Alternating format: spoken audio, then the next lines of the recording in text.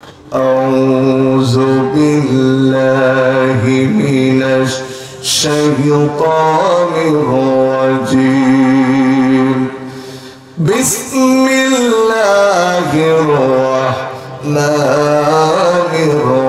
الرحيم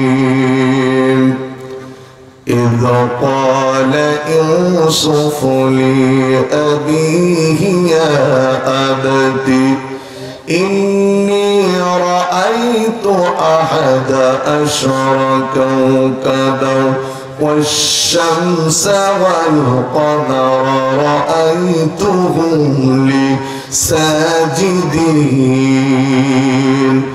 قال يا بني لا تقصص رؤياك على إخوتك فيكيدوا لك كيدا إن الشيطان للإنسان عدو مبين জোরে বলেন আল্লাহু আকবার। আমি আপনাদের সামনে মহাগ্রন্থ কোরআনুল কারীমের সূরাতুল ইউসুফ থেকে কয়েকটি আয়াত কারিমা তেলাওয়াত করেছি। আল্লাহ বলছে ইদ ক্বালা ইউসুফ, ইউসুফ তার পিতা ইয়াকুবকে ডেকে বললেন, হে আমার পিতা, আমি স্বপ্নে দেখলাম আকাশের 11টা নক্ষত্র, চন্দ্র সূর্য তারা আমাকে সিজদা করছে। সুবহানাল্লাহ বলেন। ইউসুফের পিতা ইয়াকুব বললেন, হে আমার পুত্র, তুমি তোমার স্বপ্নের কথা তোমার অন্য ভাইদেরকে বলো না, তাহলে তারা তোমার বিরুদ্ধে ষড়যন্ত্র করবে। আর জেনে রেখো, শয়তান তোমাদের প্রকাশ্য শত্রু। তাহলে ইউসুফ তার পিতার কাছে একটা স্বপ্ন দেখে বললেন, তার পিতা বললেন, তোমার স্বপ্নের কথা তোমার ভাইদের বলো না, তারা ষড়যন্ত্র করবে। এই ষড়যন্ত্র আগেও ছিল, এখনো আরেকটু যেমন আগেও ছিল, এখনো সূরাতুল ইউসুফ এটি নবী কারীম সাল্লাল্লাহু আলাইহি ওয়াসাল্লামের মাক্কি জিন্দেগিতে নাযিল হয়েছে। মোট আয়াত 111। আসুন কোন সময় সূরা ইউসুফ নাযিল হলো আমরা একটু শানে নজুল দেখে আসি। আল্লাহ নবী মুহাম্মদ রাসূলুল্লাহ, চিৎকার করে বলেন সাল্লাল্লাহু। বিশ্বনবী কালেমার দাওয়াত দিচ্ছিলেন, চতুর্দিক থেকে লোকজন ইসলাম কবুল করছিল। মক্কার পেশি শক্তি, মক্কার রাষ্ট্র শক্তি আবু জেহেল, আবু লাহাব, উতবা সাহেবার মাথা খারাপ হয়ে গেল। কোন কায়দায় মুহাম্মদের দাওয়াতকে বন্ধ করে দেওয়া যায় তারা তার পায়ে তারা শুরু করলো। যেমন বর্তমানে হুজুরদের দাওয়াত দেওয়ার কিছু লোক আছে না নাই? ওরা প্রতিনিধি পাঠালো মদিনায়, মদিনায় প্রতিনিধি পাঠিয়ে দিল। আবু জেহেলের সরকার মদিনার ইহুদি আলেমদের কাছ থেকে কিছু লোক পাঠালো, গিয়ে বলল তাদের কাছ থেকে ফতোয়া নিয়ে আসো, কোন কায়দায় আমরা মুহাম্মদকে ডাউন দিতে পারি। মক্কার লোকজন মদিনাতে চলে গেল। মদিনাতে যাওয়ার পর তারা মদিনার আলেমদের কাছে বলল, আমাদেরকে বাঁচাও। মদিনার আলেমরা বলল, তোমরা তো বেঁচেই আছো। বলে না, আমাদের ঘরের ছেলে মুহাম্মদ কি নতুন ধর্মের দাওয়াত দিচ্ছে, আমাদের সন্তানরা খায় আমাদের বাড়ি, আন্দোলন করে মুহাম্মদের পক্ষে, মুহাম্মদের হাত থেকে বাঁচাও। বলে সে কি বলেছে? বলে সে নবী দাবি করেছে।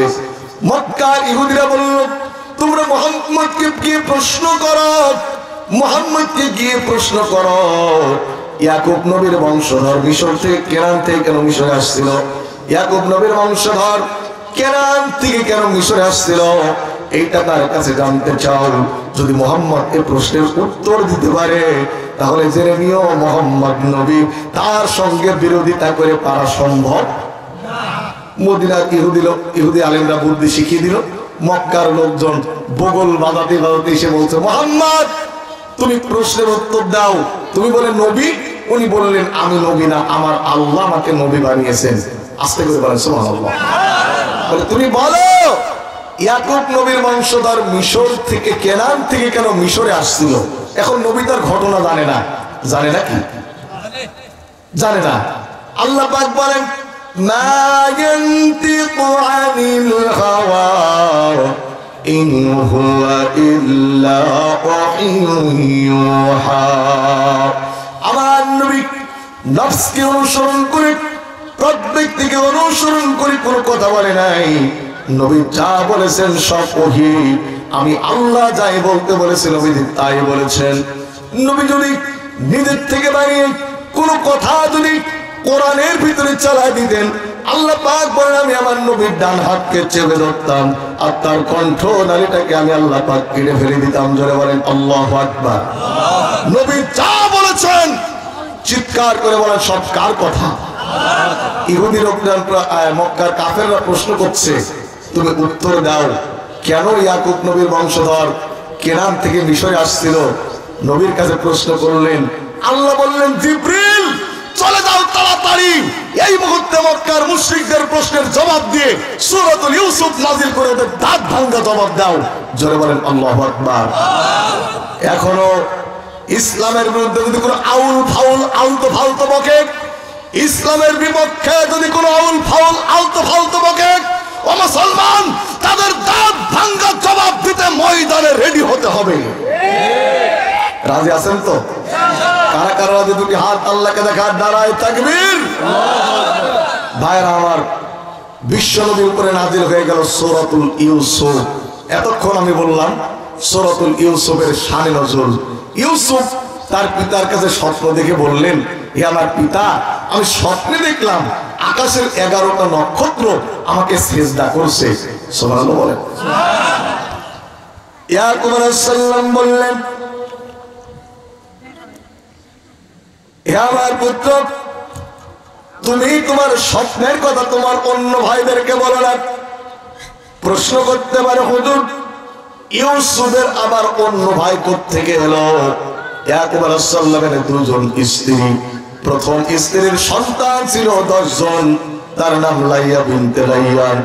প্রথম স্ত্রী মারা গেল, ইয়াকুব আলাইহিস সালাম আবার একটা বিবাহ বন্ধনে আবদ্ধ হলেন। ওই স্ত্রীর সন্তান ছিল 2 জন।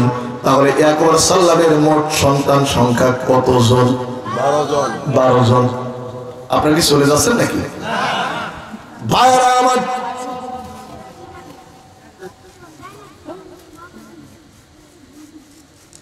মনে কথা বলেন, আমি উপস্থিতি কম, আমি কিছু আলোচনা করে অন্তত 1 ঘন্টা শুনে তারপরে ভালো লাগবে। আপনারা জানেন যে বাস চালায় ড্রাইভার কিন্তু কন্ট্রোল করে হেল্পার। কথা সত্য না? যদি 1 বাড়ি মারে 2 বাড়ি মারে, ও ড্রাইভারের বাপের ক্ষমতার সামনে যাবে। তো আমি নতুন আসলাম, 1 ঘন্টা আলোচনা তো শোনাই যায় নাকি? কষ্ট হবে নাকি? ভাইরা আমার, ইয়াকুব আলাইহিস সালাম বললেন, হে আমার পুত্র, তুমি তোমার স্বপ্নের কথা তোমার অন্য ভাইদেরকে বলো না। কিন্তু অন্য ভাইরা গোপনীয় কায়দায় ইউসুফের স্বপ্নের কথা শুনে ফেলেছে। যেমন পতিত স্বৈরাচার যিনি 45 মিনিট সময় নিয়ে চলে গেল, উনি কিন্তু 5 জন হুজুর এক জায়গায় বসলে সেখানে গোপন মিটিং এর গন্ধ পেত। আস্তে করে কর। ইউসুফ আলাইহিস সালামের এই স্বপ্নের কথা অন্য যে সব 10টা ভাই তারা গোপনীয় কায়দায় শুনে ফেলেছে। গোপনীয় কায়দায় শুনে ফেলে তারা মিটিং বসে গেল কোন কায়দায় ইউসুফকে হত্যা করা যায়। কারণ ইউসুফ যদি জীবিত থাকে আমাদের নেতৃত্ব আর থাকবে না। বর্তমানে এক শ্রেণীর লোক বুঝতে পেরেছে, বর্তমানে এক শ্রেণীর সিটার বাটপার বুঝতে পেরেছে, আল্লাহরা যদি ক্ষমতায় যায় আমাদের মতো মশলা গোপালাদের রাজনীতি আর চলবে না। এই জন্য আলেমদের বিরুদ্ধে নানা ছলে বলে করে কৌশল অপপ্রচার চালাচ্ছে। কথা বলেন ঠিক না ঠিক? ইউসুফের 10 ভাই ইউসুফের বিরুদ্ধে মিটিং এ বসে গেল কোন কায়দায় ইউসুফকে হত্যা করা যায়। কিন্তু হত্যা করবো কি বলে, তারা 10 জন মিলে পিতার কাছে চলে গেল। ইয়াকুব আলাইহিস সালামের কাছে গিয়ে বলল, قالوا يا أبانا ما لك لا تعملنا على يوسف وإن له لناصحون। জোরে বলেন আল্লাহু আকবার। ভাই কি সমস্যা? কি কথা হচ্ছে কেন? ইয়াকুব আলাইহিস সালামের কাছে তার 10 জন পুত্র মিলে গিয়ে বলল, ক্বালু ইয়া আবানা মালাকা লা তা'মান্না আলা ইউসুফা, হে আমাদের পিতা, আমরা আগামীকাল মাঠে যাব, ছাগল চড়াতে যাব, আগামীকাল মাঠে চলে যাব, বকরি চড়াতে যাব, আমাদের ভাই ইউসুফকে আমাদের সঙ্গে যেতে দিন। ইউসুফ আলাইহিস সালাতু সাল্লামকে যেতে দিন। ইয়াকুব আলাইহিস সালাম বললেন, হে আমার পুত্র, তোমরা ইউসুফকে নিয়ে যাবে, আর একটা নেকড়ে বাঘ ইউসুফকে আক্রমণ করে হত্যা করবে, আমি ইউসুফের সঙ্গে তোমাকে যেতে দিতে পারি না। আমার বন্ধুগণ, তদানীন্তন সমাজে মানুষের উপরে নির্যাতন করতো নেকড়ে বাঘ, সে নেকড়ে বাঘের ছিল 4 পা। বর্তমান সমাজে মানুষের উপরে নেকড়ে বাঘ আক্রমণ করে, এই নেকড়ে বাঘের হয়েছে 2 পা, তার হলো আদম সন্তান। ভাইরা আমার, ইয়াকুব আলাইহিস সালাম বললেন, আমার পুত্র, তোমরা ইউসুফকে নিয়ে যাবে, একটা নেকড়ে বাঘ তাকে আক্রমণ করে হত্যা করবে, আমি তোমাদের সঙ্গে ইউসুফকে যেতে দিতে পারি না। ছেলেরা বলল, আরসিলহু মা'ানা গাদান ইয়াগতা ওয়া ইয়ালআব ওয়া ইন্না লাহু লাহাফিজুন। আওয়াজ করে বলেন আল্লাহু আকবার। ছেলেরা বলল, পিতা, ইউসুফকে যদি বাঘে খেয়ে দিতে পারে, আমাদেরকেও তো বাঘে খেতে পারে। ইয়াকুব আলাইহিস সালাম বুঝলেন এদের সঙ্গে যুক্তি তর্কে পারা সম্ভব, কারণ এরা কয়জন একদিকে, আর একটু জোরে, বর্তমানে রাম বাম সব মিলে ইসলামের বিরুদ্ধে আজকে একত্রা ভাবে ভূমিকা রাখতেছে। আস্তে করে বলেন, কথা ঠিক তবে ঠিক। ভাইরা আমার, ইয়াকুব আলাইহিস সালাম বললেন, হে আমার পুত্র, তোমরা ইউসুফকে নিয়ে যাও, তবে সাবধান, তার দিকে তোমরা একটু বেশি মনোযোগ রাখবে, তাকে যেন তোমরা কোনো কষ্ট দিও না। পিতার সামনে ইউসুফকে চুমা খাই, পিতার সামনে ইউসুফকে একজন কোলে করে নামায় দেয়, আর একজন কোলে নিয়ে আদর করে। এই যে 10 জন মিলে ইয়াকুবের সামনে ইউসুফকে আদর করছে, আপনারা সত্য করে বলেন, ওরা ইউসুফকে আদর করছে না ষড়যন্ত্র করছে? বিভিন্ন সময় নির্বাচনের সময় নেতারা এসে ভোট চাওয়ার আগে আপনাদের পান দেয়, চা দেয়, বিড়ি দেয়, যার যেটা খাওয়ার অভ্যাস, এই যে নির্বাচনের আগে এগুলি খাওয়ায়, আসলে কি ওরা জনকল্যাণমূলক ভাবে খাওয়াতে চায় না সাপোর্ট নেওয়ার জন্য? ভাইরা আমার, পিতার সামনে এভাবে ইউসুফকে আদর করছে, আদর করতে করতে পিতার সামনে থেকে ইউসুফকে ওরা 10 জন মিলে বের করে নিয়ে মাঠের মধ্যে চলে গেল। আমার ভাইরা, মুমিন কখনো তার ওয়াদা খেলাপ করে না, মুনাফিক কখনো তাদের ওয়াদা ঠিক রাখে না। আমি কি বোঝাতে পারছি আপনাদের? মুমিন কখনো তার ওয়াদা খেলাপ করে না, মুনাফিক কখনো তাদের ওয়াদা ঠিক রাখে না। ইউসুফকে মাঠের ভিতরে নিয়ে গিয়ে একজন আষাঢ় মেরে জমির উপরে ফেলে দিল, ধরে বলেন নাউজুবিল্লাহ। ইউসুফ বললেন, আমার ভাইরা, তোমরা পিতার কাছে কমিটমেন্ট করলে, পিতার কাছে প্রমিস করে নে, আমাকে তোমরা হত্যা করবে না, কেন এখন তোমরা আমাকে আষাঢ় মেরে ফেলে দাও? ওদের ভিতরে কেউ কেউ বলল, ইউসুফ, তোর কারণে পিতার ভালোবাসা পায় না, অতএব পিতার ভালোবাসা পাওয়ার জন্য আমরা তোকে হত্যা করব। ইউসুফ আলাইহিস সালাতু সাল্লাম ওই যে 10 জন বড় 10 জন ভাই, ওর ভিতরে বড় ভাইয়ের নাম ছিল ইয়াহুদা। ইয়াহুদা বলল, তোমরা ইউসুফকে হত্যা করো না, তাকে কোনো কূপের ভিতরে ফেলে দাও। অন্য নয় ভাই বলল, বড় ভাই, তুমি যদি ইউসুফের সমর্থন করে কথা বলো, তাহলে ইউসুফের সঙ্গে আমরা তোমাকেও হত্যা করব। একটু জোরে বলা যাবে কি নাউজুবিল্লাহ? দেখেন না, ফজু পাগলা থেকে শুরু করে সবাই আজকে ইসলামের বিরুদ্ধেই কথা বলে।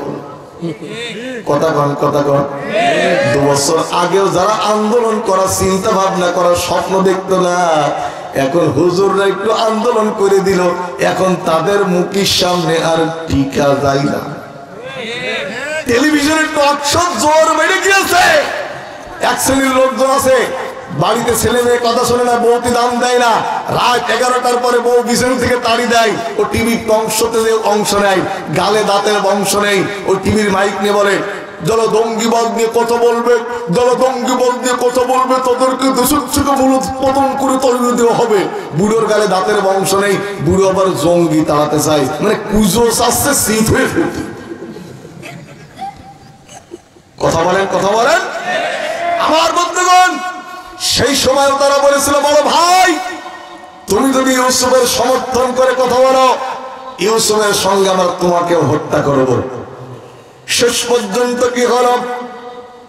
فَلَمَّا ذَهَبُوا بِهِ وَيَجْمَعُوا أَن يَجْعَلُوهُ فِي غَيَابَتِ الْجُبِّ وَأَوْحَيْنَا إِلَيْهِ لَتُنَبِّئَنَّهُم بِأَمْرِهِمْ هَذَا وَهُمْ لَا يَشْعُرُونَ। আওয়াজ করে বলেন আল্লাহু আকবার। এর গরম পানি দেন ভাই। ভাইরা আমার, শেষ পর্যন্ত কি করল?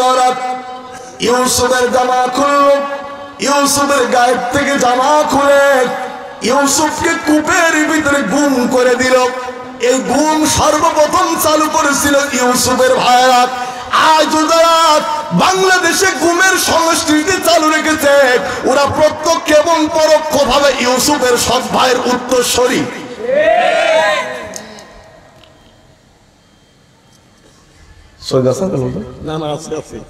যে কয়জন ছিল সেই কয়জন তো আছে, আছে সব আছে।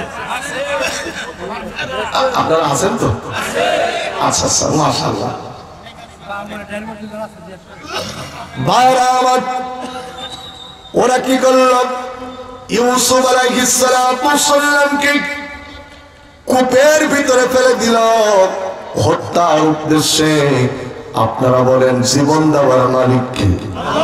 জোর হলো না, আরো জোরে। সকল ক্ষমতার মালিক কে? কিন্তু আমাদের নেতারা বলে সকল ক্ষমতার উচ্চ নাকি জনগণ।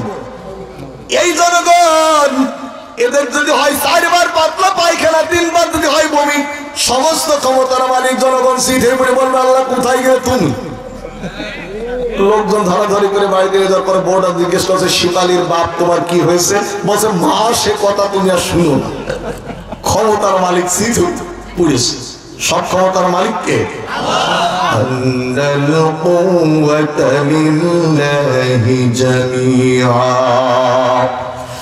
সকল ক্ষমতার মালিক আমার আল্লাহ। ওরা ইউসুফকে কূপের ভিতরে ফেলে দিল। আল্লাহ রাব্বুল আলামিন জিবরিল আমিনকে পাঠিয়ে দিল, জিবরিল জলদি করে চলে যাও, আমার ইউসুফ কূপের ভিতরে পড়ার আগে তুমি ইউসুফকে নিরাপত্তা দাও। চিৎকার করে বলেন না আল্লাহু আকবার। বিশ্ব নবীর কাছে জিবরিল বলেন, ইয়া রাসূলুল্লাহ, হাবিবাল্লাহ, আমি জিবরিল কোন নবীর কাছে গিয়েছি 5 বার, কোন নবীর কাছে গিয়েছি 7 বার, কোন নবীর কাছে গিয়েছি 45 বার, কিন্তু আপনার আর আপনার উম্মতের কাছে আমি আসব 24,000 বারেরও বেশি। হুজুর বলেন, জিবরিল তুমি পৃথিবীতে তো অনেকবার এসেছো, এমন ঘটনা কি তোমার মনে পড়ে তুমি সব চাইতে দ্রুত এসেছো? জিবরিল বলেন, ইয়া রাসূলুল্লাহ, হাবিবাল্লাহ, আমি পৃথিবীতে দ্রুত এসেছি 3 বার। জোরে বলেন কয়বার? 1 বার। আমাদের জাতির পিতা নাম কি? অরিজিনালটা জাতির লোক ভুলে গেল, ডুপ্লিকেট জাতির পিতা বইটি ছাপিয়ে তার মেয়ে চেষ্টা করলো, কিন্তু মেয়ে যখন চলে গেল ডুপ্লিকেট জাতির পিতা 1 ঘন্টাও পা সোজা করে থাকতে পারল না। অরিজিনাল জাতির পিতার নাম কি? মিল্লাতা আবিকুম ইব্রাহিম হুয়া সাম্মাকুমুল মুসলিমিন।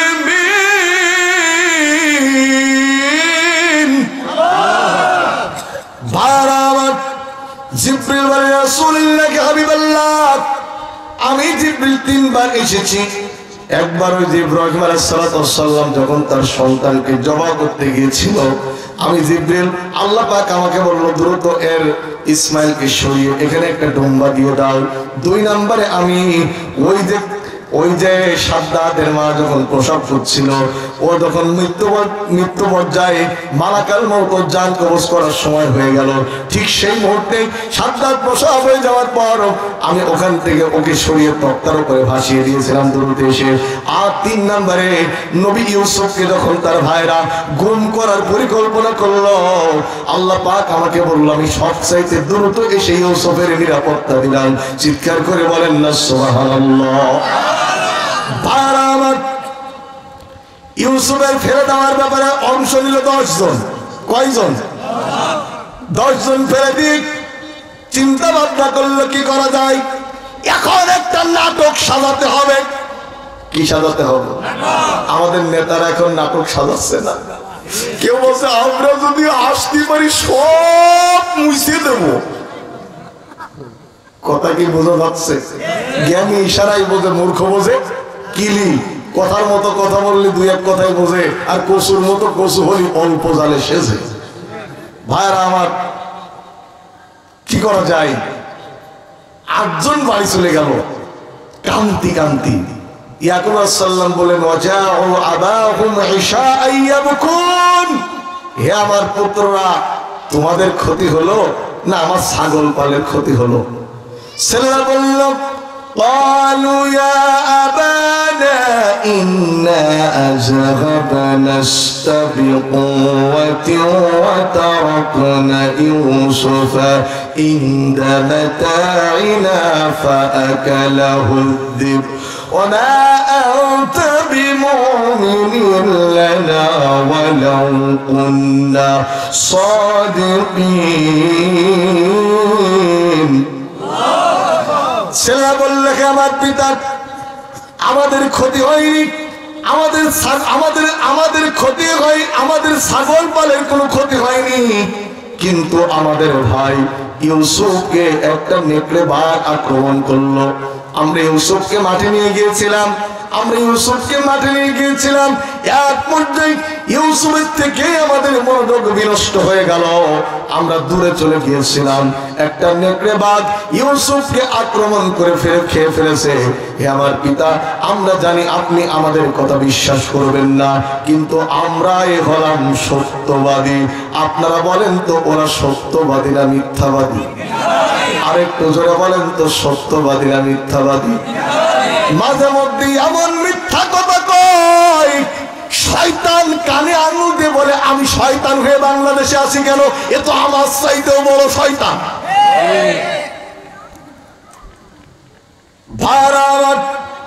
ইয়াকুব আলাইহিস সালাম বললেন, হে আমার পুত্ররা, ইউসুফকে যদি বাঘে খেয়ে যায় তাহলে তার কোনো প্রমাণ তোমাদের কাছে আছে কিনা?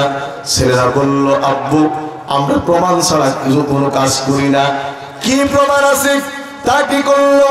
যাও আলা কমিসিহি বিদামিন কাযিব, ওরা ইউসুফের জামাই একটা পশুর রক্ত মাখিয়ে, ইউসুফের জামাই একটা পশুর রক্ত আগে মাখিয়ে রেখেছিল।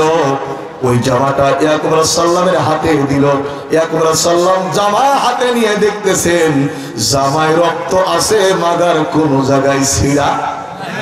আচ্ছা, এই বাঘটা কি আমেরিকা থেকে প্রশিক্ষণ নিয়ে আসলো নাকি যে মানুষ বাঘে খেয়ে যাবে অথচ জামার কোনো ক্ষয়ক্ষতি হবে না? বর্তমানে দেশে বিদেশে এক শ্রেণীর দালাল তৈরি হয়েছে, ওরা সকৌশলে আলেমদের ভিতরে ডিভাইডার তৈরি করে, ওরা সকৌশলে ক্ষমতার রাস্তা পাকাপোক্ত করতে চাচ্ছে। কিন্তু আমাদের ডিভাইডেড হলে চলবে না, আমাদের কোরআনের জন্য এক হওয়ার দরকার। আস্তে করে বলেন আছে না নাই? আরেকটু জোরে বলেন আছে না নাই? কিন্তু আমরা কি কোরআনের জন্য এখনো পর্যন্ত এক হতে পেরেছি? আফসোস, এই মন্দিরের ঠাকুর আর ওই মন্দিরের ঠাকুর, এই 2 দাদার জীবনে ঝগড়া হয়নি। এই মসজিদের হুজুর আর ওই মসজিদের হুজুরের মিল হচ্ছে না। কথা কোন? এই মসজিদের হুজুর হাত বাঁধবে এই জায়গায়, ওই মসজিদের হুজুর সৌদি আরব দিকে এসে হাত বাঁধতে হবে এই জায়গায়। এই মসজিদের হুজুর নামাজের সূরা ফাতিহার পরে আমিন আসতে বলবে, ওই মসজিদের হুজুর মোটে কালে আমিনই বলবে না। এই মসজিদের হুজুর ইয়া নবী সালাম আলাইকা এটা পড়বে, ওই মসজিদের হুজুর মোটে কালে পড়বেই না। এই নিয়ে দলাদলি ঠেলাঠেলি ফতোয়া চালাচালি আমাদের হুজুরদের আছে না নাই? গল্পকে একটা করব, আপনাকে বাড়ি শুনে যাচ্ছেন নাকি? বন্ধুগণ, এক বাড়িতে বাড়িওয়ালা 3 হুজুরের দাওয়াত দিয়েছে। কয় হুজুর? বাড়িওয়ালা বোর কাছে যে মিস মিস করে হেসে বলছে 3 ডেরায় এক জায়গায় করেছে। কি রান্না করেছো? বউ বলছে পায়েস। এই যে আমি মাওলানা সাহেবের বাসায় ছিলাম, পায়েস খেতে দিতে চাচ্ছিল। আমি বললাম যে এখন পায়েস খেলে কণ্ঠ বসে যাবে, ওয়াজ করে এসে খাবো। তো বাড়িওয়ালার স্ত্রী বলছে পায়েস রান্না করেছি। বলছে হুজুর তো 3 প্লেটে দেওয়া যাবে না, 1 প্লেট রেডি করো। খামসা প্লেট চেনেন আপনারা? যে কয়টা কথা করলেন এ কয়টা মানে চুরি করে বিয়ে করেছি, কারণ চুরি করে বিয়ে করার খামসা প্লেট চেনে না। আর যারা রিয়েলি বিয়ে করে ওদের সামনে খামসা প্লেট দেয়, মানে এই যে যেই প্লেটে বরের সামনে কাল্লা দেয়, মাংস দেয়, দই টই একবারে সাজিয়ে দিয়ে সামনে দেয়। আমার বিয়ের সময় ওইরকম একটা প্লেট আমার দিয়েছে। আমি জীবনে তো এমনিতেই দেখতে পারি না। একজন বলছে হুজুর এ দেখেন প্লেটের 1 মাথা আর ওই দেখেন প্লেটের আর 1 মাথা। তো খামসা প্লেট বাড়িওয়ালার স্ত্রী 3 হুজুরের জন্য দিয়েছে খামসা প্লেটে পায়েস। বাড়িওয়ালা বলছে হুজুর এটা ভাগ করে আপনারা খান। বড় হুজুর বলছে বাবা এ তো আর কি পায়েস, আল্লাহ আমাদের জান্নাত দেবে, এই জান্নাতে আঁকা বাঁকা নদী হবে। এই বলে বড় হুজুর পায়েসের প্লেটের মাঝখানে একটা নদী, পদ্মা নদী আঁকিয়ে নিজের দিকে টান মেরে বুঝলো এই ভাগটা আমার। মাইজে হুজুর বলছে চুপ করেন, কোথায় জান্নাত?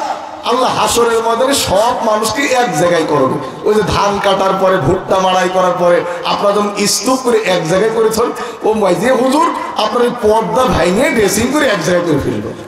ছোট হুজুর বলছে হুজুর আমি ছোট হতে পারি, ওয়াজ তো আর কম জানি নে। বলছে হুজুর থামেন, কোথায় জান্নাত, কোথায় হাসরের ময়দান?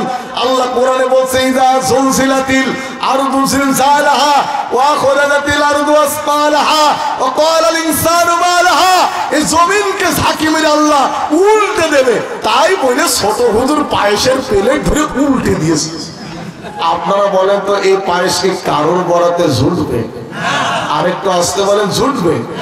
ও বাংলাদেশের মুসলমান, ও হিফাজতে ইসলাম, জামাত ইসলাম, চরমনা, তাবলীগ, তরিকত, এখনো যদি স্বৈরাচার চলে যাওয়ার পর তোমরা যদি নিজেরাই কামড়া কামড়ি করো, ওই দিল্লির দাদা আর ওই লন্ডনের আর আমেরিকার দাদা এক হয়ে তোমাদেরকে উল্টে দেবে। আজকে 1 হুজুর মার খাই, আর 1 হুজুর পান চাবাই আর বলে ঠিকই হচ্ছে, ঠিকই হচ্ছে, অপেক্ষা করো, ঝড় যখন উঠেছে হুজুরের বাড়ি ঠাকুরের বাড়ি বাঁচাবাচি হবে। কথা কন, কথা কন, কথা কন। ইসলামের জন্য এক হওয়ার দরকার আছে না নাই?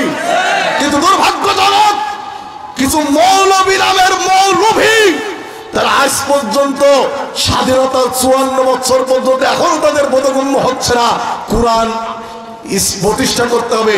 এখনো তারা সেই পুরনো আকিদার মশলা নিয়ে পড়ে আছে। আরে জামাত ইসলামের আকিদা খারাপ, যাদের তলে তলে থাকতেছো, যাদের ব্যাগ টানতেছো, ওদের তো আকিদাই নেই।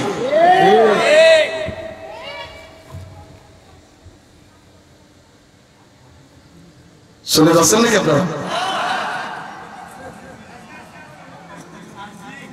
আমার ভারত ইয়াকুব আলাইহিস সালাম যাওয়া হাতে দেখতেছে যাওয়ার কোন জায়গায় ছিঁড়ে নাই।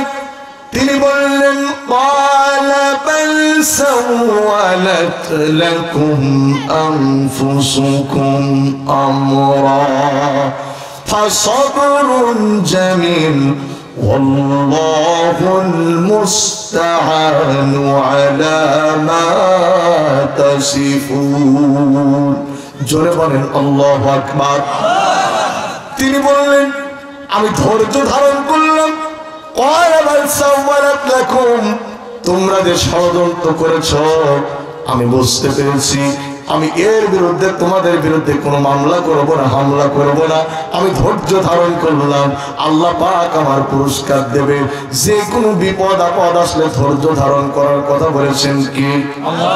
আরেকটু জোরে বলেন কি আল্লাহ? ইউসুফ আলাইহিস সালাম কূপের ভিতরে ছিলেন 3 দিন। কয়দিন?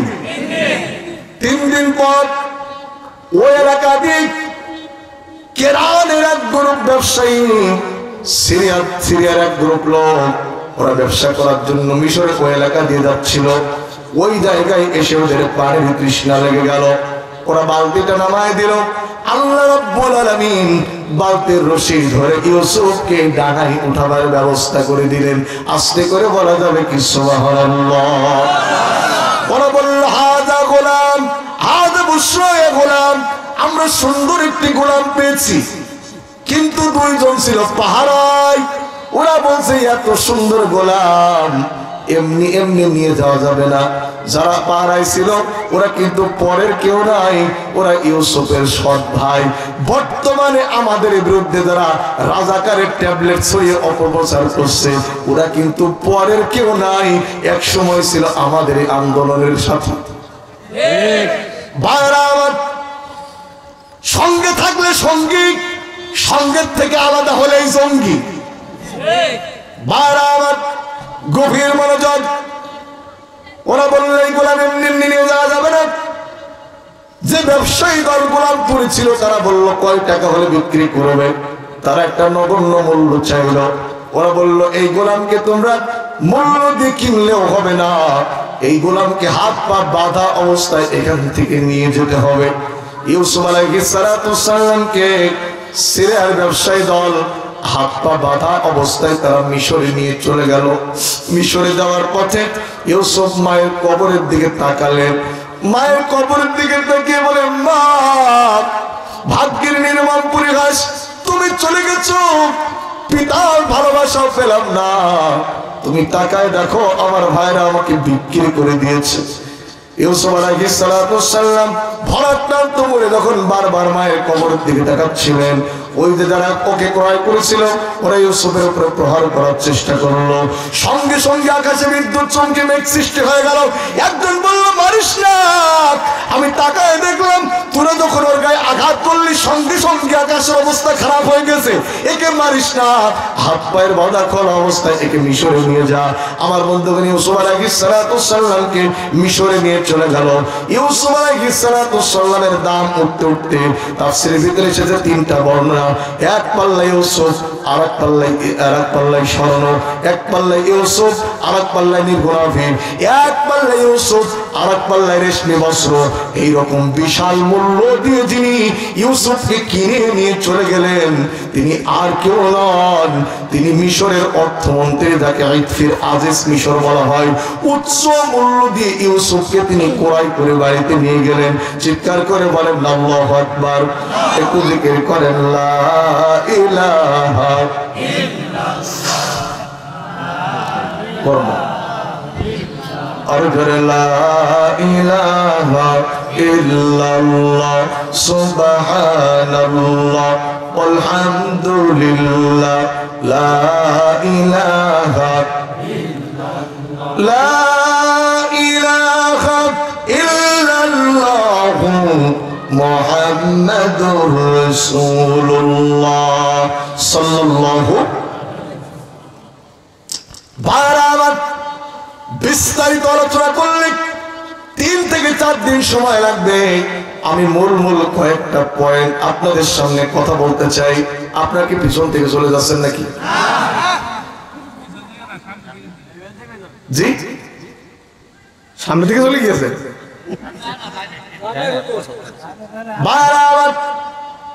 ইউসুফ আলাইহিস সালামের বয়স যখন আস্তে আস্তে বাড়তে লাগলো, আব্দুল্লাহ ইবনে আব্বাস রাদিয়াল্লাহু তাআলা আনহু বলেন ইউসুফ আলাইহিস সালামের বয়স হয়ে গেল 33 বছর। জোরে বলেন কয় বছর? 33 বছর।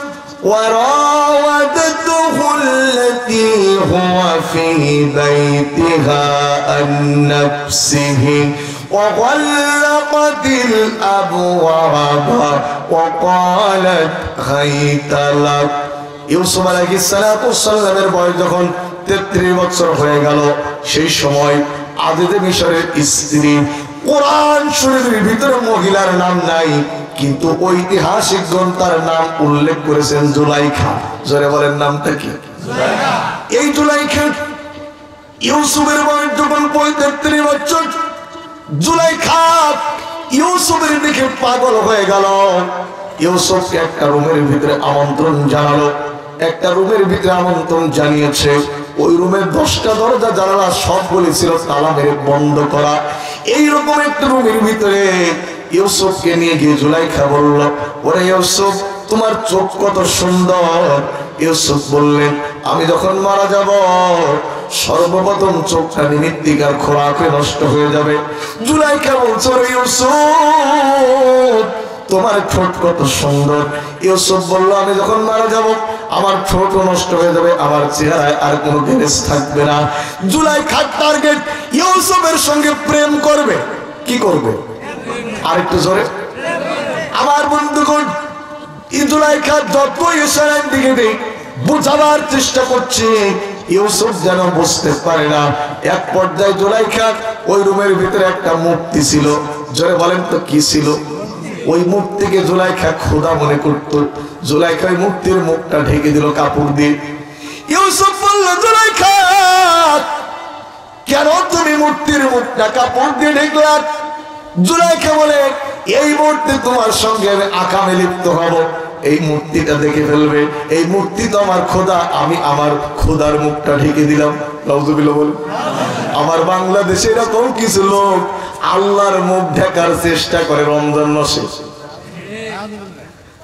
করে না হোটেলের সামনে কাপড় টাঙায় দেয় দেখেছেন তো আমার ভাইজান বিশাল চালাক আমার বাংলাদেশের লোকজন যত চালাকি করে এত চালাকি মনে হয় অন্য দেশের লোকজন বোঝেও না ভূমিকম্প যখন হয় ঝড় যখন আসে রেডিওতে গান বাজে এই ওলি আল্লাহর বাংলাদেশ এই শহীদ গাজীর বাংলাদেশ রহম করুন আল্লাহ দয়া করুন আল্লাহ মারহাবা কোন ঘূর্ণিঝড়ের সময় এরকম গান আপনার রেডিওতে টেলিভিশনে শুনেছেন তো শুনেছেন আমার গান বাজে চোখে যেন দেখি শুধু ও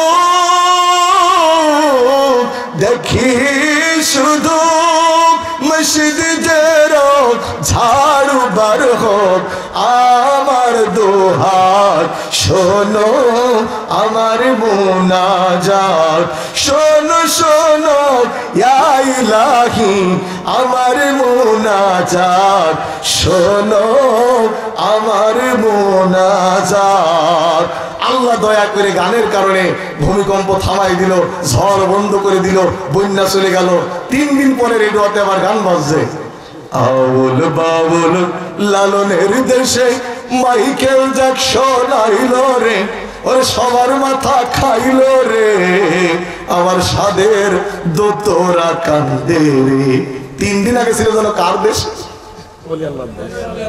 আমি কি কবরস্থানে ওয়াজ করছি 3 দিন আগে ছিল কার দেশ আর 3 দিন পরে হইল আউল ফাউল লালনের দেশ নাউজুবিল্লাহ বলেন আমার বন্ধুগণ আল্লাহ একটা ভূমিকম্প দিয়ে সিগন্যাল দিলেন সাবধান হয়ে যাও সাবধান হয়ে যাও এর চাইতে বড় মাত্রায় ভূমিকা দেওয়ার ক্ষমতা আমি আল্লাহর আছে না নাই কিন্তু তারপরেও আমরা কি সাবধান হয়েছি আরেকটু জোরে হয়েছি আমার বন্ধুগণ ইউসুফ আলাইহিস সালামকে ইন্ডিকেট করে তাফসীরের ভিতরে এসেছে জুলাইখা তার শরীর থেকে একটা একটা কাপড় খোলা শুরু করে দিল ইউসুফ আলাইহিস সালাম এই দৃশ্য দেখার পর তিনি বললেন ইন্নী আখাফুল্লাহ আমি আমার আল্লাহ পাককে ভয় করি চিৎকার করে বলেন না সুবহানাল্লাহ আমরা ভয় করব কার আল্লাহ দিনের বেলায় না রাতের বেলায় ইয়া আল্লাহ পাক বলেন لا تدركه الأبصار وهو يدرك الأبصار وهو اللطيف الخبير কোন দৃষ্টি শক্তি আমার আল্লাহ পাককে দেখতে পায় না, আমার আল্লাহর দৃষ্টি সবাইকে দেখতে পায়। জোরে বলেন আল্লাহু আকবার। ভয় করব কার? ইয়া আইয়ুহাল্লাযীনা আমানু তাকুল্লাহা হাক্কা তুকাতিহি ওয়া লা তামুতুন্না ইল্লা ওয়া আনতুম মুসলিমুন। জোরে বলেন আল্লাহু আকবার। হে বিশ্বাসীরা, আল্লাহ পাককে ভয় করো আর মুসলমান না হয়ে মরো না। কথা কার? আল্লাহ। ভয় করা লাগবে কার? আল্লাহ। আল্লাহ পাককে যে ব্যক্তি ভয় করে সেই ব্যক্তি কখনো মিথ্যা বলতে পারে না। আল্লাহ পাককে যে ব্যক্তি ভয় করে সেই ব্যক্তি কখনো ওজনে কম দিতে পারে না। আল্লাহ পাককে যে ব্যক্তি ভয় করে সেই ব্যক্তি কখনো আউল ফাউল অনুষ্ঠান করতে পারে না। আল্লাহ পাককে যে ব্যক্তি ভয় করে ও কখনো সুদ খেতে পারে না। সুদ আমাদের সমাজে আছে না নাই? সুবহানাল্লাহ 49 কোটি, আলহামদুলিল্লাহ 37 লাখ। সুদের উপরে 7 টাকা আছে 58 লাখ। টাকার গরমে খেয়েছে মসজিদের সভাপতি। কিসের গরমে? একটু জোরে কোন, কিসের গরমে? ইমাম যদি সুদের বিরুদ্ধে একটু কড়া ওয়াজ করেছে, পরের সপ্তাহ আসার আগে ইমাম তালাক। মেয়ে মানুষ তালাক দিতে হয় 3 মাসে 3 ডে। হানাফি অনুযায়ী, হানাফি মাযহাব অনুযায়ী একবারও 3 ডে হয়, কিন্তু ইমাম সুদের বিরুদ্ধে কথা বললে একবারে ইমাম 3 তালাক। ইমাম পর্দার বিরুদ্ধে ওয়াজ করতে পারে না। কেন? মসজিদের এক প্রভাবশালী আর এক প্রভাবশালীর বউ নিয়ে একেবারে চিল্লাই চলে গেছে বলে ইমাম সাহেব আর পর্দার বিরুদ্ধে ওয়াজ করতে পারে না। ইমাম এখন কি করে? ওই সাভারে গিয়ে, নবীনগর গিয়ে 12 চাঁদের ফজিলত আমরা নিয়ে এসছি, ওগুলি আমরা পড়ি। আর আপনাদের অভ্যাস সারাদিন কাজ করে অফিস করে যাবেন সবার শেষে, পরের স্যান্ডেল নিয়ে হলো আসবেন সবার আগে, তারপরে যদি বসতে হয়। কি হচ্ছে? একটু জোরে বলেন কি হচ্ছে? একটু পরে হুজুর বসে কাতা সোজা করি, মোবাইল বন্ধ করি। আরে করি কি? তুমি ইমাম, তুমি অর্ডার দেবে কাতা সোজা করো, মোবাইল বন্ধ করো। এই অর্ডার যদি দিতে না পারো, ইমামতি ছেড়ে দিয়ে সিদ্ধ ডিমের ব্যবসা করে খাও। রিজিকের মালিক জোরে বলেন কে? আল্লাহ। আর একটু জোরে বলেন রিজিকের মালিক কে? ভয় করব কার? আল্লাহ। সুদের ভিতরে 70টা গুনাহ। ফাইল্লাম তাফালু ফাজারু বিহারবিন মিনাল্লাহি ওয়া রাসূলি। 1 নম্বর গুনাহ আল্লাহ এবং তার রাসূলের বিরুদ্ধে যুদ্ধ করা। আর সবচেয়ে ছোট গুনাহ হচ্ছে নিজের মার সঙ্গে স্বামী স্ত্রীর মতো মিলামিশা করা। আরেকটা মনে এসেছে, 1 টাকাতে সুদ খায় 36 বার জেনার গুনাহ তার আমল নামায় যোগ হয়। আপনারা চলে যাচ্ছেন নাকি? আছে আছে, সবাই আছে।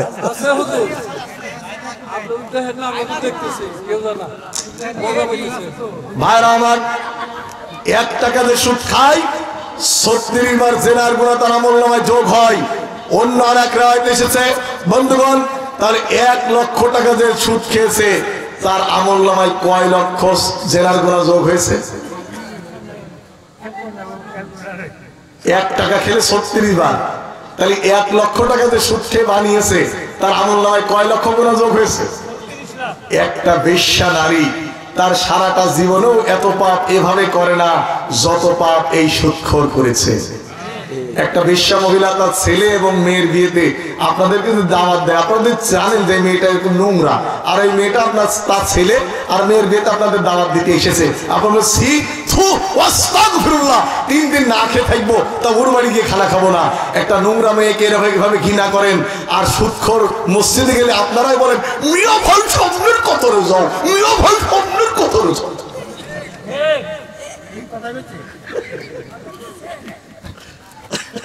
আমার বিশ্বাস এই ওয়াজের পরে আমার আর দাওয়াত হবে না, এটা আমি 100% সত্যি। তবে এক বুড়ি হাঁটতে হাঁটতে পড়ে গিয়েছে, পড়ে যাওয়ার পর বলছে পড়িয়ে যখন গিয়েছি পান না খেয়ে আর বাড়ি যাচ্ছি। দাওয়াত যখন একটা হয়েছে কিছু কথা না বলে বাড়ি যাচ্ছি। আমার ভাইরা খারাপ লাগতেছে আপনাদের? আচ্ছা বলেন তো, ইউসুফ আলাইহিস সালাতু সাল্লাম আল্লাহ পাককে ভয় করলেন, তিনি বললেন মাআযাল্লাহ ইন্নী আখাফুল্লাহ, আমি আমার আল্লাহ পাককে ভয় করি।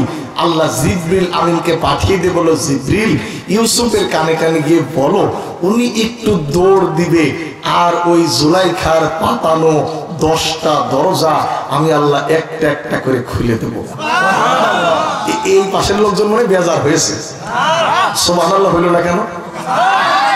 মুরব্বীরা যুবকেরা সবাই একসাথে বলেন সুবহানাল্লাহ। ইউসুফ আলাইহিস সালাতু সাল্লাম দৌড় দিয়েছেন, সঙ্গে সঙ্গে জুলাইখার পাতানো ষড়যন্ত্রের 10টা দরজা সব আল্লাহ ইউসুফের সম্মান রক্ষার্থে খুলে দিয়েছে। ধরে বলেন সুবহানাল্লাহ। বারবার ইউসুফ দৌড়াচ্ছে। কয়টা পর্যন্ত করবো ভাই? আমার 1 ঘন্টা হয়ে যায়নি? আপনাদের সাথে কমিটমেন্ট ছিল যে আমি 1 ঘন্টা ওয়াজ করবো, ভালো লাগলে শুনবেন, না লাগলে শুনবেন না।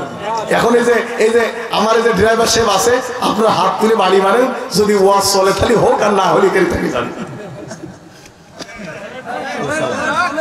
ওয়াজ কি চলবে? তাহলে সবাই মিলে একটা তাকবীর হোক, লিল্লাহি তাকবীর, লিল্লাহি তাকবীর। ইউসুফ দৌড়চ্ছে, জুলাইখাও দৌড়চ্ছে। জুলাইখার টার্গেট ইউসুফকে ধরা, ইউসুফের টার্গেট এই নারীর চক্রান্ত থেকে বাঁচা। দুজনে দৌড়াতে দৌড়াতে রুমের বাইরে চলে গেল। ওয়াস্তাবাকাল বাবা ওয়াকাদ্দাত কমিসাহু মিন দুবুর ওয়া আলফা ইয়া সাইয়্যিদাহা হাযা লাদাল বাব। জোরে বলেন না আল্লাহু আকবার। ইউসুফ রুমের বাইরে চলে গেল, জুলাইখা রুমের বাইরে চলে গেল। জুলাইখা বাইরে গিয়ে ইউসুফের জামার পিছন থেকে টেনে ছিঁড়ে দিল। জুলাইখা রুমের বাইরে যাওয়ার পর দেখলো তার স্বামী আজিজ মিশর দাঁড়ানো। আজিজ মিশরের কাছে জুলাইখা বলল, হে আমার স্বামী, আপনি যাকে বাড়িতে আশ্রয় দিয়েছেন, আপনি যাকে বাড়িতে আশ্রয় দিয়েছেন, আপনার গোলাম আপনার স্ত্রীর সতীত্ব নষ্ট করার চেষ্টা করেছে। এই দেখুন আমি তার জামা ছিঁড়ে দিয়েছি। এটা সত্য কথা না মিথ্যা কথা? জুলাইখা চলে গেছে অনেক আগে, কিন্তু জুলাইখা লেডি ভার্সন বাংলাদেশে ছিল 45 মিনিট সময় নিয়ে চলে গেল। ও জুলাইখার উত্তরসূরি মাঝে মাঝে এমন মিছে কথা কইত, কুকুর পর্যন্ত ওর কথা বিশ্বাস করতো না। ভাইরা আমার, জুলাইখা স্বামীর কাছে ইনিয়ে বিনিয়ে অনেক কথা বলার চেষ্টা করলো। আজিজ মিশর তো জানে ইউসুফ কোনো অপরাধ করতে পারে না, তারপরেও নিজের ঘরের বউ বলে কথা। কারণ পুরুষ মানুষ বউর কাছে দুর্বল না সবল। যে নেতা বাইরে হুঙ্কার দেয়, ও নেতা বউর কাছে আসলে ওর কিন্তু মাথা নিচু করে কথা বলাবি। ভাইরা আমার, আজিজ মিশর টেনশন পড়ে গেল, কি করা যায়। আজিজ মিশর তার রুমের ভিতরে জুলাইখার খালাতো বোনের একটা বাচ্চা দোলনায় দোল খাচ্ছিল। আয়াত আছে এখানে, আয়াত পড়লে অনেক সময় লেগে যাবে, আমি কিছু আয়াত ছেড়ে দিলাম। বাচ্চা দোলনায় দোল খাচ্ছিল। আজিজ মিশর বাচ্চার কাছে প্রশ্ন করলেন, ও বাচ্চা বলো তো ইউসুফ দোষী না জুলাইখা দোষী? আল্লাহ ইচ্ছে করলে ইউসুফ নির্দোষ, তা আল্লাহ ইচ্ছা করলে বলাই দিতে পারতেন। আল্লাহ পাক বাচ্চার মুখে একটা দার্শনিক সুলভ ভাষা সৃষ্টি করে দিলেন। বাচ্চার মুখ দিয়ে আল্লাহ পাক এমন একটা শব্দ বের করে দিলেন যা আপনারা শুনলে অবাক হয়ে যাবেন। বাচ্চা বলল আজিজ মিশর, যদি ইউসুফের জামার পিছনে ছিঁড়া থাকে ইউসুফ নির্দোষ, যদি ইউসুফের জামার সামনে ছিঁড়া থাকে ইউসুফ দোষী। আপনারা বলেন তো ইউসুফের জামার কোন দিকে ছিঁড়া? আরেকটু জোরে বলেন। পিছন দিকে ছিঁড়া। আমার বন্ধুগণ, আজিজ মিশর বুঝতে পারল আজিজ মিশর জুলাইখার দিকে ইন্ডিকেট করে বলল ইন্না কাইদাকুন্না আযীমা, এগুলি তোমাদের ষড়যন্ত্র। আমার ভাইরা, শয়তানের ষড়যন্ত্র আল্লাহ বলেছে দুর্বল। ইন্না কাইদা শয়তানি কানা দাঈফা, শয়তানের চক্রান্ত দুর্বল। নারীদের চক্রান্ত সম্পর্কে আল্লাহ বলেছে ইন্না কাইদাকুন্না আযীমা, নারীদের চক্রান্ত অত্যন্ত ভয়াবহ। নারীদের চক্রান্ত যে ভয়াবহ হয় আপনারা বুঝতে পারছেন। দিল্লি বসে ইসকনকে কাটি দিয়ে মুসলমানের বিরুদ্ধে লাগিয়ে দিচ্ছে। দিল্লিতে বসে আউল ফাউলদের টাকা দিয়ে মুসলমানদের বিরুদ্ধে খেপিয়ে তুলছে। খারাপ লাগতেছে আপনাদের? ভাড়া আমার গভীর মনোযোগ। আজিজ মিশর বুঝতে পেরেছেন, কিন্তু এলাকায় একটা কথা আছে, দেওয়ালের কান আছে। এই কাহিনী চতুর্দিকে ছড়িয়ে গেল। আমাদের বাচ্চার স্ত্রী তার বাড়ির চাকরের সঙ্গে খারাপ কাজ করার চেষ্টা করেছিল, ধরা পড়েছে। চতুর্দিক থেকে মহিলা যখন সমালোচনা করা শুরু করে দিল, জুলাইখা ওই সমস্ত নারীদেরকে একটা রুমের ভিতরে ইনভাইট করে দাওয়াত দিলেন। যে সমস্ত মহিলারা তাকে নিয়ে সমালোচনা করছিল, জুলাইখা ওই নারীদেরকে দাওয়াত দেওয়ার পর জুলাইখা প্রত্যেকটা নারীর হাতে একটা করে ফল আর একটা করে সুই উঠায় দিল। কোরআনে কারিমে আল্লাহ বলেন فَلَمَّا رَأَيْنَهُ أَقْبَرْنَهُ وَقَطَّعْنَا أَيْدِيَهُنَّ وَقُلْنَ حَاشَ لِلَّهِ مَا هَذَا بَشَرٌ إِنْ هَذَا إِلَّا مَلَكٌ كَرِيمٌ। ঝংকার করে বলেন আল্লাহু আকবার। ভাই, লেবু বেশি দিলে তিতে হয়ে যায়। আপনাদের খারাপ লাগার আগেই বলবেন, আমি দোয়া করে দেবো। কি মোহতারাম বলেন? ঠিক আছে, সব ঠিক আছে। আমি কিন্তু দেখছি না। আল্লাহ তুমি এই বান্দাগুলোকে দেখে রেখো। আল্লাহ আল্লাহ কবুল করো, সবাই বলেন আমিন। ভাইরা আমার, কোরআনে কারিমে আল্লাহ পাক বলেন ফালাম্মা রাআইনাহু আকবারহু ওয়া কত্তানা আইদিয়াহুন্না, ওই সমস্ত নারীরা হাতে একটা করে ফল আর একটা করে চাকু নিয়ে অপেক্ষায়। জুলাইখা যখন কাটতে বলবে তখনই তারা ওই জায়গায় কাটা শুরু করবে। আমার বন্ধুগণ, ওই রুমের ভিতরে জুলাইখা ইউসুফকে আমন্ত্রণ জানালো। ওই সমস্ত নারীরা ইউসুফকে একবার দেখার পর জুলাইখা যখন তাদেরকে বলেছে তোমরা তোমাদের হাতের ফলটা কাটো, ওই সমস্ত নারীরা একবার হাত ইউসুফের দিকে তাকিয়ে হাতের আঙ্গুল ফল কাটা তো দূরের কথা, প্রত্যেকটা নারী তাদের হাতের আঙ্গুল কেটে ফেলেছে। ওদের বলেন আল্লাহু আকবার। বারবার আগুন তারা বললেন ইউসুফ, তোমার মালিক জুলাইখা যা চাই তুমি তার আশা পূরণ করে দাও। ইউসুফ বললেন আমার জীবন দিতে পারি, কিন্তু তার সঙ্গে অবৈধ সম্পর্ক আমি লিপ্ত হতে। ও আমার কলিজার টুকরো যুবকেরা, ও আমার কলিজার টুকরো যুবকেরা, একটা ফ্রিজের 5 বছর গ্যারান্টি দেয়, একটা মোবাইলের 2 বছর ওয়ারেন্টি দেওয়া যায়। দুর্ভাগ্যজনক আজ মুসলমান যুবকের অনেকের চরিত্রের গ্যারান্টি নাই। সাবধান হয়ে যাও, চরিত্রকে হেফাজত করো। নবী বলেছেন আমার উম্মতেরা তোমরা আমাকে 2টি জিনিসের নিরাপত্তা দাও, আমি মুহাম্মদ তোমাদের জান্নাতের নিরাপত্তা দিলাম। 1 নম্বরে তোমরা তোমাদের ঠোঁট দিয়ে বাজে গীবত করো না, ঠোঁট দিয়ে পরনিন্দা করো না, পরচর্চা করো না, আর তোমাদের লজ্জাস্থানকে তোমরা অবৈধ পন্থায় ব্যবহার করো না। এই 2টা যদি কন্ট্রোল করতে পারো, আমি নবী ঝগড়া করে হলেও তোমাদেরকে জান্নাতে নিয়ে যাব। ভাইরা আমার, জুলাইখা বলল ইউসুফ তুমি যদি আমার মনের আশা পূরণ না করো তাহলে তোমাকে জেলখানায় আটকায় দেব। কোন খানা? জোর হইল না, আরো জোরে সবাই বলেন ক্বালা রাব্বিস সিজনু আহাব্বু ইলাইয়া। আমার বন্ধুগণ, ইউসুফ বললেন হে আমার রব, এই নারীগঞ্জে কুপ্রস্তাব নাই, তার চাইতে জেলখানা আমার কাছে নিরাপদ। ভাইরা, মন্ত্রীর স্ত্রী বলে কত, আজিজে মিশর লাখ লজ্জা বিসর্জন দিয়ে বোঝার পরেও তিনি স্ত্রীকে খুশি করার জন্য ইউসুফকে জেলখানার ভিতরে ঢুকানো হলো, ঢুকাই দিল। ইউসুফ যেদিন জেলখানায় যায়, ক্বালা আহাদুহুমা, ইউসুফের সঙ্গে আরো দুইজন গেল। আসুন আমরা দেখি এদের মামলা কি। একজনের মামলা হলো ইফটিজিং এর মামলা, আর দুইজনের মামলা হলো নাশকতা করার মামলা। একজনের কি মামলা আর দুইজনের? একটু জিকির করেন লা ইলাহা ইল্লাল্লাহ,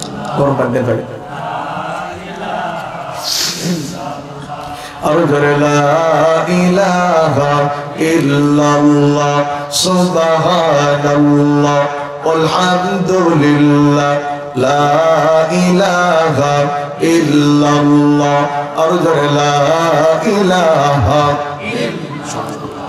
এই পৃথিবী ও আকাশের মালিক তুমি রহমান, তোমার দয়া এদের মাঝে নদীর মতো বহমান। লা ইলাহা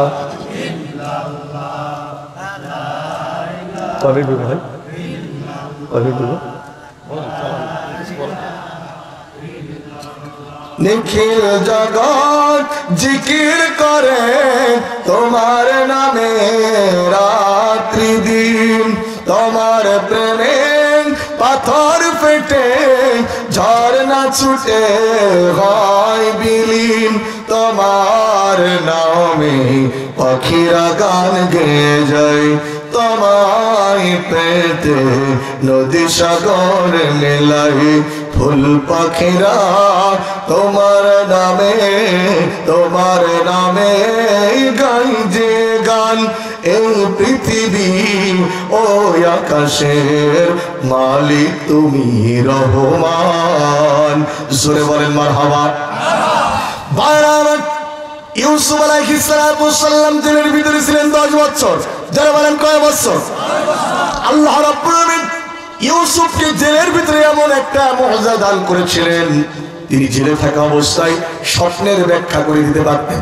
সুবহানাল্লাহ বাড়ি গিয়ে ওই যে ইউসুফের সঙ্গে যে দুইজন লোক জেলখানার ভিতরে গিয়েছিল নাশকতা করার মামলায়, ওরা দুইজন ব্যক্তি রাত্রেবেলা একদিন দুইটা স্বপ্ন দেখলো। একজন ব্যক্তি স্বপ্ন দেখেছে তিনি রুটি ভর্তি ঝুড়ি নিয়ে দাঁড়িয়ে আছে, কাজ রুটিগুলি ঠুকরিয়ে ঠুকরিয়ে খাচ্ছে। আর একজন স্বপ্ন দেখেছেন তিনি আঙ্গুর সিপে সিপে শরবত তৈরি করছে। জেলের ভিতরে অধিকাংশ চোর ডাকাত, কার কাছে বলবে কোনো দিশা করতে পারছে না। দুইজনই চিন্তা করলো আজকে বহুদিন ধরে আছি এই জেলের ভিতরে সবাই সন্ত্রাস, সবাই ডাকাত, কিন্তু একটা মানুষ দেখলে বোঝা যায় এই ষড়যন্ত্রমূলক মামলায় গ্রেফতার হয়েছে। লোকটার নাম কি? একটু আস্তে করে বলেন না, লোকটার নাম কি? ওরা গিয়ে বলল, জনাব আপনাকে আমরা ভালো মানুষ মনে করি। এদেশের আলেমদেরকে মানুষেরা ভালো মানুষ মনে করে, কিছু কিছু রাম বামরা আলেমদেরকে জঙ্গি বলে, রাজাকার বলে ট্যাগিং লাগাতে চায়। এখন কিন্তু তাদের অধিকাংশর মাথায় আর কাজ করছে, গরু হারিয়ে গেছে। বাপ গরু খুঁজতে খুঁজতে এলাকার দিকে ছুটিয়ে ছুটিয়ে আসতে গা ঘেমে গেছে। ছেলে স্কুল থেকে প্রাইভেট করে বাড়ি যাচ্ছে, বলে আব্বা কোথায় যাচ্ছ? বলে ভাই চুপ কর, গরু হারিয়ে গেছে। ছেলে কি বললো? ভাই। ছেলে বাড়িতে মার কাছে বলছে, মা পাবনায় সিট বুকিং দিয়েছি, কম্বল টম্বল গুছিয়ে না আব্বার পাবনায় ভর্তি করতে। বলে কে? বলে আব্বা আমার ভাই বলেছে। বলে দাঁড়া বাড়ি আসো। বাড়ি আসার পর বছর তুমি খোকার ভাই বলেছ? বলে মারে এত টাকার গরু হারিয়ে গেলে কি মাথায় কাজ করে? এখন অনেক নেতাদের মাথায় আর কাজ করছে না। কেউ বলছে শরিয়া আইন দিয়ে দেশ চালাবো, কেউ বলছে আমরা শরিয়া আইন বিশ্বাস করিনি। খারাপ লাগতেছে আপনাদের? জোরে বলে খারাপ লাগতেছে? আমার বন্ধুগণ ওরা বলল এই জেলের ভিতরে সবাই চোর, কিন্তু আপনাকে দেখে আমাদের ভালো মানুষ মনে হয়। আজকে রাত্রে আমরা দুটো স্বপ্ন দেখলাম, আপনি ব্যাখ্যা করে দেন তো। কি স্বপ্ন দেখেছো? বলে আমি স্বপ্ন দেখলাম রুটি নিয়ে দাঁড়িয়ে আছে আর কাকে ঠুকরে ঠুকরে খাচ্ছে, আর আমি স্বপ্ন দেখলাম আঙ্গুর সিপের রস বানাচ্ছি, শরবত তৈরি করছি। ইউসুফ বলল খাবার আসার পরে তোমাদের বলে দেবো। এবার খাবার আসলো, বললো শোনো, আগামী কয়েকদিন পরে তোমাকে মুক্ত করে তোমাকে শুলে ছড়িয়ে হত্যা করা হবে, তোমার মাথার উপরে ঠুকরে ঠুকরে রুটি খাচ্ছে অর্থাৎ তোমাকে হত্যা করা হবে, আর তোমাকে বাদশার দরবারে চাকরি দেওয়া হবে। আল্লাহু আকবার বলেন। যিনি চাকরি পাবে, ইউসুফ তাকে ডেকে বলেছিল তুমি বাইরে যাওয়ার পর আমার সম্পর্কে বাদশাকে বললো যে জেলের ভিতরে একটা নিরাপদার রোগ আছে, তার ব্যাপারে আপনাদের মতামত কি? কিন্তু ওই যে একটা কথা আছে, উপকার করলে তার কথার মনে থাকে না। ওই লোকটা স্বাধীনভাবে এখন চাকরি পেয়েছে, একেবারে পালসার গাড়ি হয়েছে, বউ হয়েছে, খুব সুখী শান্তিতে বসবাস করছে। হঠাৎ রাজা স্বপ্ন দেখলো। কি স্বপ্ন? যে 7টা তাজা মোটা গাভী খেয়ে বেড়াচ্ছে, আর 7টা মরা গাভী এসে তাজা গাভীগুলো খেয়ে চূর্ণ বিচূর্ণ করে দিচ্ছে। আর বাচ্চা স্বপ্ন দেখলো 7টা সবুজ শীষ আর 7টা শুকনো শীষ। দেশের জ্যোতিষীদেরকে ডাকা হলো, বাদশা ডাকলো আমার স্বপ্নের ব্যাখ্যা করে দাও। জ্যোতিষীরা বলছে রাজা কালকে মনে হয় আপনি ঘুমাতে একটু দেরি করেছিলেন, এই জন্য কি দেখেছেন পুরো ব্যাখ্যাই হয় না। আমার বন্ধুগণ বর্তমানে বলতেছে হুজুররা রাজনীতি করবে কেন? হুজুরদের 10,000 টাকা বেতন দেবো, হুজুররা ওখানে থাকবে, হুজুররা রাজনীতির কি বোঝে? আরে বিয়াদব, রাজনীতির পর্স আছে তো হুজুরদের কাছে, তোর কাছে তো পর্সাই নেই। নবী ইউসুফ আলাইহিস সালাতু ওয়াস সালাম ছিলেন প্রেসিডেন্ট, সুবহানাল্লাহ বলেন। নবী মুসা আলাইহিস সালাম ছিলেন রাষ্ট্রপ্রধান। নবী সুলাইমান বিশ্বব্যাপী নেতৃত্ব দিয়েছে। নবী মুহাম্মদ যার উম্মত বলে দাবি করো, পরে ভাত খাওয়ারে কুড়ে জায়গা ছিল না, যেখানে তোমার চুলকতি বলা হয় সেখানে চুলকাও না। তুমি তোমার নবীর অনেক কথাই জানো, কিন্তু তোমার নবী 10 বছর মদিনার প্রেসিডেন্ট ছিল, তা তোমার খবর নেই।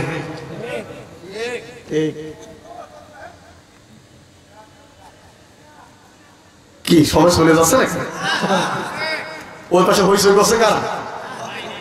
ভাইরে, আমার ভাইরা, বাদশার এই স্বপ্ন যখন সভাসদের সামনে প্রশ্ন করলো যে আমি এই স্বপ্নে দেখেছি, তোরা ব্যাখ্যা করে দাও। বড় বড় গণক ঠাকুর যারা বেতন নিয়েছে, ছাল খেয়েছে, বাকলা খেয়েছে, জয় বাংলা বলেছে, এই বলে সে বলে, তারা বলে কোনো স্বপ্নই না। কিন্তু ওই লোকটা গিয়ে বলছে বাদশা এরা সারা জীবন আপনার কাছে টিসিবির কার্ড নিল, ভিজিএফ কার্ড নিল, বয়স্ক ভাতার কার্ড নিল, ভুয়া মুক্তিযোদ্ধার কার্ড নিল, কিন্তু এরা আপনার কোনো উপকার করতেই পারলো না। আমার জানা মতে জেলখানার ভিতরে একটা লোক আছে, ওই লোকটা আপনার এই শব্দের ব্যাখ্যা করে দিতে পারে বলে আমি মনে করছি। একটু সুবহানাল্লাহ বলে। এই এলাকার লোক সুবহানাল্লাহ এত কৃপণ কেন? ভাই আমি কি ওয়াজ বন্ধ করে দেবো? ওয়াজ কি আপনারা কয়েক মিনিট শুনবেন? এখন কয়টা বাজে ভাই দেখেন তো? ওরে আল্লাহ, আমার দাওয়াত ছিল 28 তারিখে, 29 তারিখ হয়ে যাচ্ছে, তাহলে কিন্তু 2 দিন টাকা দেওয়া লাগবে।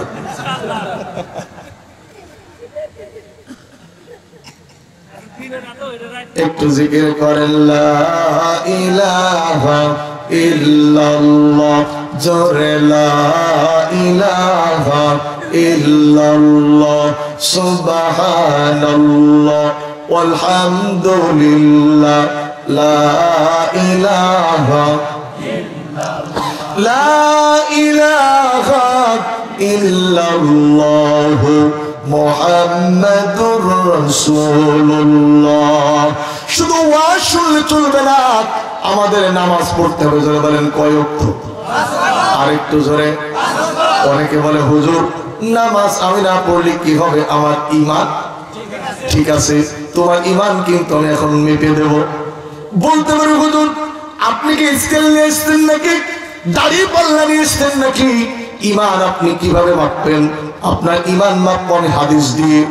আল্লাহর নবী বললেন লা দীনা লিমান লা সালাতা লাহু, যার কাছে নামাজ নাই ওর কাছে দিন নাই, ঈমান নাই। নবী বলেন বাইনাল আবদি ওয়া বাইনাল কুফরি তারকুস সালাত, কাফের আর মুমিন চিনা যায় নামাজে। নবী বলেন মান তারাকা সালাতান মুতাআম্মিদান ফাকাদ কাফারা, ইচ্ছে করে যে ব্যক্তি নামাজ ছেড়ে দিল হাদিস অনুযায়ী কাফের হয়ে গেল।